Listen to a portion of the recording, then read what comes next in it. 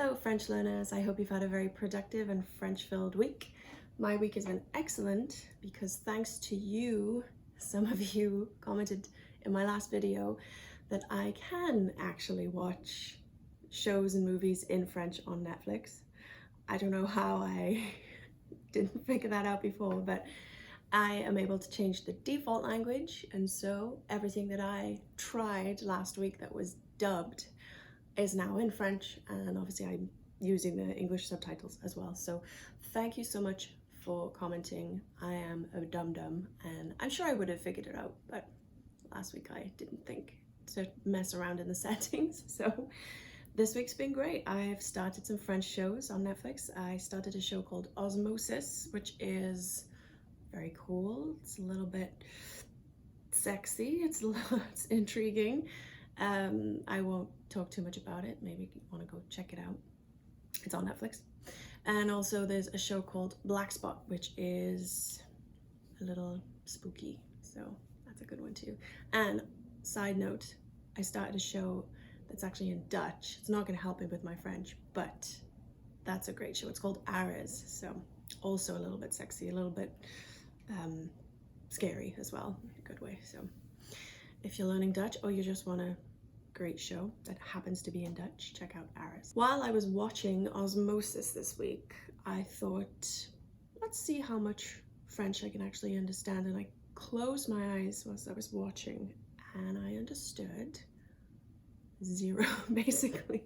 I mean, I wasn't expecting to understand a lot, but it's just things have been going pretty well. I feel like I've been, I'm advancing and everything's great, but maybe I needed that little wake-up call to keep me working extra hard, because that's a goal for me anyway, is to be able to watch movies in French without subtitles to understand everything. That would be amazing. And I'm nowhere near there yet, but yeah, it was a fun experiment. In terms of content on LingQ, I'm listening to the mini stories still. I haven't listened 30 or 40 times per story yet. I think I'm at around 10. It's all I do in the car, basically. Whenever I'm driving to work or anywhere else, I just pop the mini stories on. I've also discovered the short stories in French by Ollie Richards and Richard Simcott. So Ollie Richards and Richard Simcott, if you haven't heard of them, are polyglots. They have created these stories and they're great. I really enjoy listening to them, and I feel like the level that they're at is just perfect for me right now. I'm challenged, but not too challenged so as to get frustrated. There are 4 chapters of one of their stories in the library on LingQ. I will add the link in the description if you want to check those out. Also, I've been listening to more of Hugo's In a French podcast episodes. I actually listened to one the other day about Stephen Krashen. It's a topic that I'm familiar with. I've read a lot about Krashen before.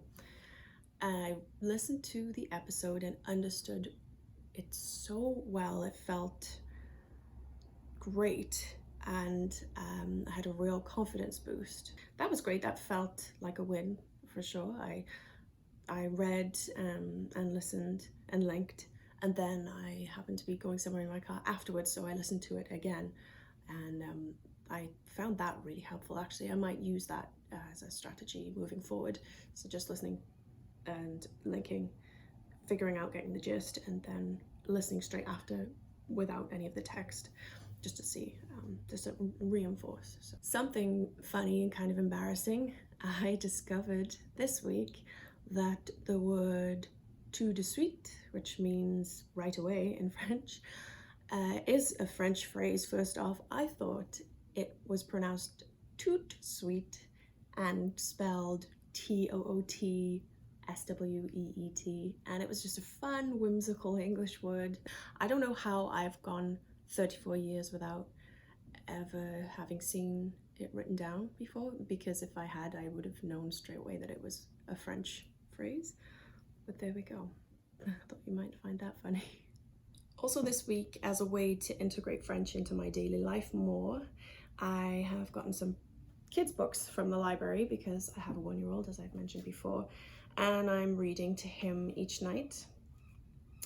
books like this one. This is David, or David, a face only a mother could love. It's terrifying. They're very cute. I mean, most pages just have one word, and that's good for me. I don't want too much text, because then there's a chance that I'm mispronouncing. I mean, he doesn't mind. He's one. He doesn't know even English, but I'm finding it lots of fun. There are lots of great kids books. Luckily, here in Canada, of course, French is one of the official languages, so the library is full of French books as well as English books, and so there's lots of choice, so that's great. I'm going to take advantage of that more and read to him each night at least one, maybe two French books, as well as the English books that we read. Goals for this coming week. I have been using the Link library exclusively for the past 3 weeks, and now it's time for me to find content and create lessons with that content. Even though there's so much more content in the library that I could still use. I could basically go the whole year, I think, without creating lessons from content that I found. I do create lessons with news stories, actually. I have been creating lessons with news stories, but I am going to this week look into some YouTube videos to create lessons with, and I'll show you guys how to do that. And maybe some of you aren't, maybe some of you like me have been just using the Link library, what's in the Link library so far. And yeah, so I'm on the lookout for great channels. I love movies, I love the news, or I love literature, so those are the areas that I'll be looking for content in on YouTube specifically this week. So I hope you guys have a great week, and until next Friday.